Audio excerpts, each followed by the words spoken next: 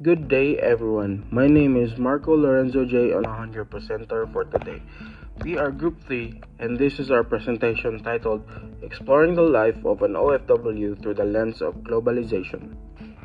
In this presentation, we will tackle all of these 14 topics in order for us to understand the circumstances of OFWs. This research explores the real-life experiences of OFWs or overseas Filipino workers and how globalization affects them.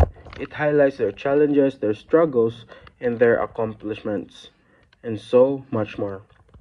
And some say OFWs are modern-day heroes, and frankly, I think that is right since ang mga OFWs deal and make a huge amount of sacrifice in order to protect their family, in order to provide. Dili lang sila pakahelp silang family, pakahelp japon sila sa atong global economy diri sa Pilipinas. Research objectives. Our research objectives is to examine the real-life experiences of OFWs, to analyze how globalization affects their opportunities, challenges, and lives abroad, to connect OFW stories to the broader context of family welfare, community impact, and national development. Methodology. Our research utilized a qualitative and a descriptive approach. Duha ka OFWs ang approach ang interview through online conversations. We secured their informed consent prior to the interview. Wala naman sila interview. Adi sir makuha ilang informed consent since need japon sila og confidentiality. Ang among primary data were gathered from the interview, while among secondary gikan sa mga articles, reports, published studies para ma-back up among claims diri sa among presentation. Profile of interviewee. As for our interviewee, amo silang yatagan og nickname in this presentation since ilang full name na naman pod sa among written o hard copy.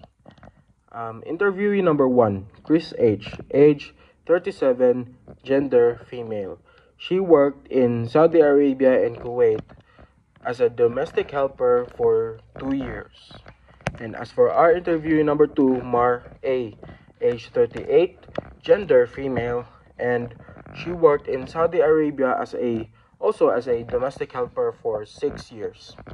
Motivation. As for our motivation para kay interviewee number 1, Chris H., iyang motivation is to financially support her family and to provide better education para sa iyang mga anak. Since nag-OFW daw siya para makatilaw yung mga anak og better education knowing nga wala siya nakatilaw sa una.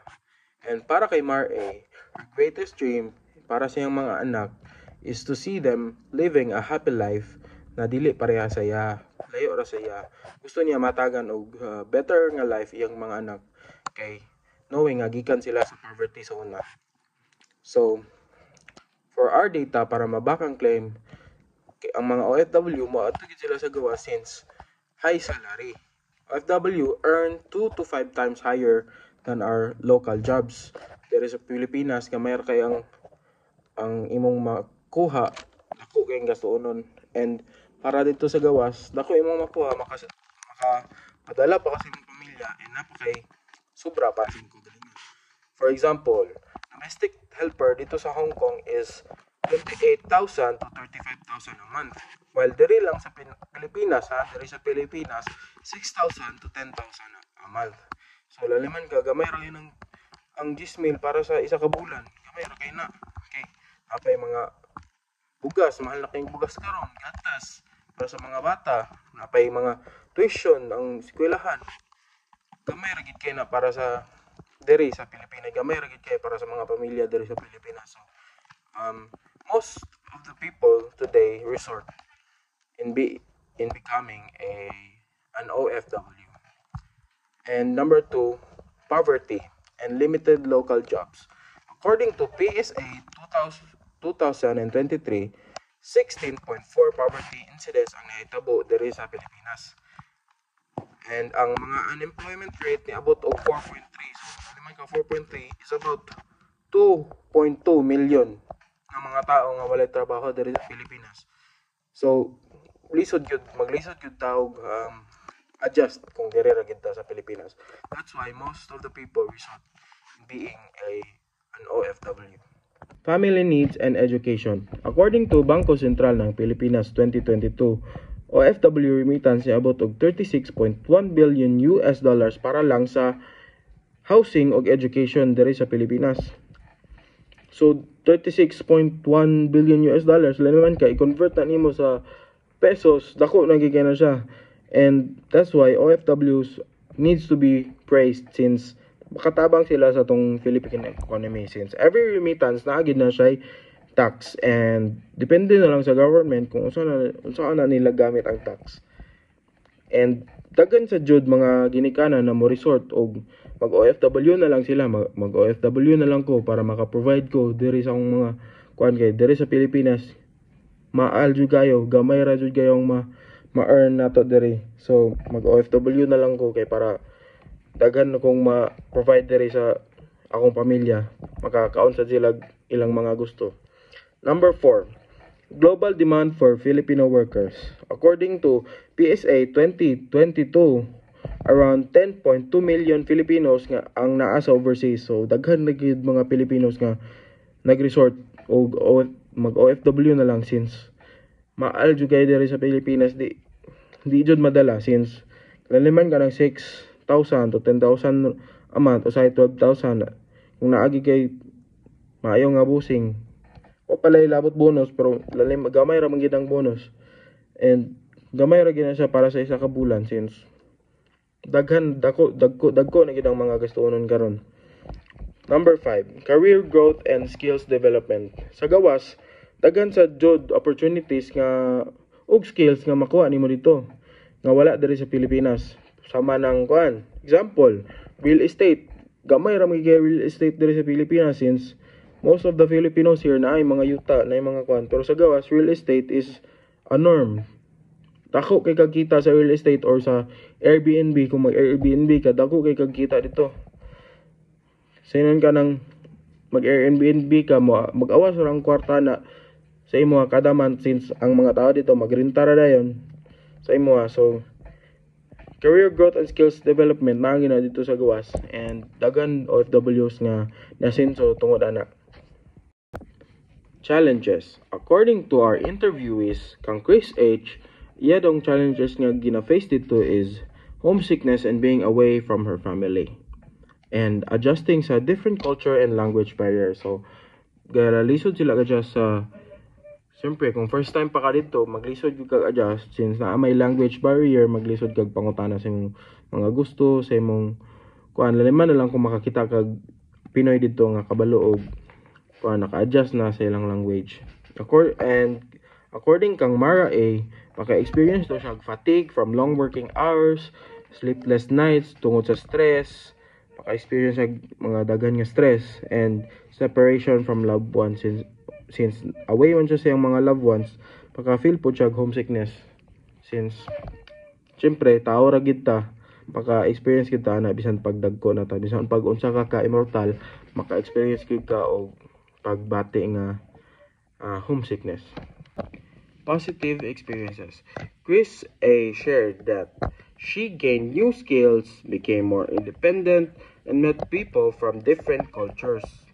So, dili lang tanan struggles imong makuha sa as an OFW, syempre nagi-gain.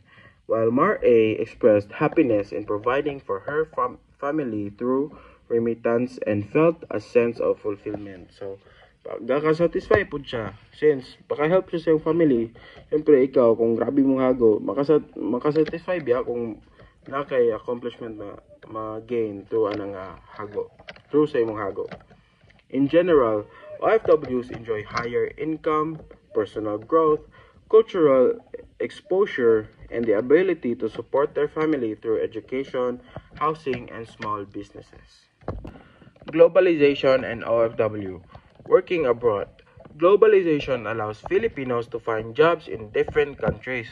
And according sa PSA 2022, globalization allowed Filipinos to work in 200 plus countries.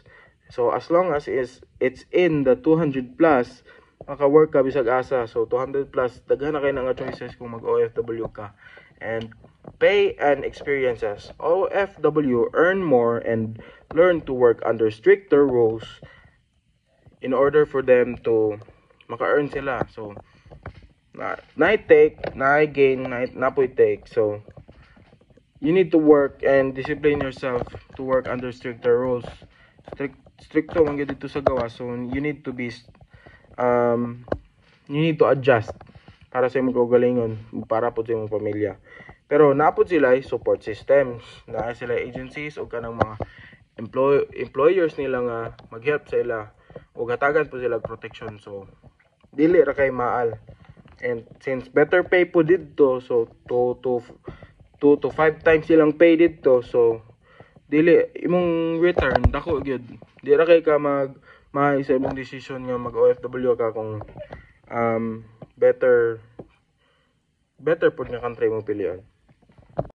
Impact on family and Philippines. OFW's impact on family is that they are able to support children's education, help family financially through remittance, and supported small businesses like pareha sa sari-sari stores, kalendaryahan, tiyanggihan, mga gagmay nga tindahan, small businesses sa community. And impact nila sa Philippines is that remittance boosts national economy. OFWs contribute to local investments and businesses. Ilang remittance pakatabang pod sa mga negosyante like I said, mga sari-sari stores. That is also part of the economy. And they strengthen the country's global labor reputation. Although dili lang sila ang ga-strengthen pero usa sila sa ga-strengthen sa global labor reputation nato sa atong country. Reflections of interviewee. Para kang Chris H, situations sa mga OFW is still challenging with problems sa mga contract issues, homesickness, and unfair treatment. Naadya po ng unfair treatment and contract issues. Tigin na malikayan kung OFW daw ka. Pero despite the struggles nila, they would still choose na mag-OFW kay it allows them to support their families financially. So, nga nakalala ang sitwasyon sa Pilipinas since people choose to sacrifice para silang pamilya, and people choose to go away from their country kay it gives them more benefits. Other countries gives us more benefits than our own country. And naghatag po siya og advice para sa mga future OFWs. You should always use legal agencies and you should always prepare yourself financially and emotionally. Be strong, patient, and always prioritize savings. And same pod kang Mar A. You should always be patient. You should always be independent. Don't rely on others because OFWs daw natural na ang struggles, and kung naka dito daw you can only rely on yourself. Thematic analysis. Resilience.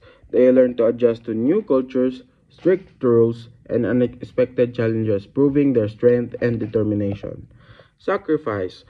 OFWs endure the pain from being away from their loved ones on special occasions, holidays, graduations, birthdays, or even like everyday moments. So, para makaprovide silang pamilya. So, we need to praise them for their hard work and sacrifice. Globalization impact.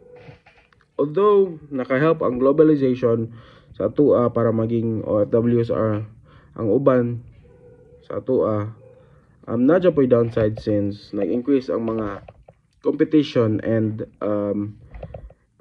need sa OFWs. Diyan na din may tabang mga contract issues and maltreatment sa atua. Contribution. Beyond financial support, their skills, hard work, and remittance uplift families and communities, making a real difference in in our economy. So, dili lang ilang financial support makahelp sa tuwa. Their skills and their hard work needs to be recognized too. In conclusion, OFWs are essential to the Philippine economy because they provide for their families.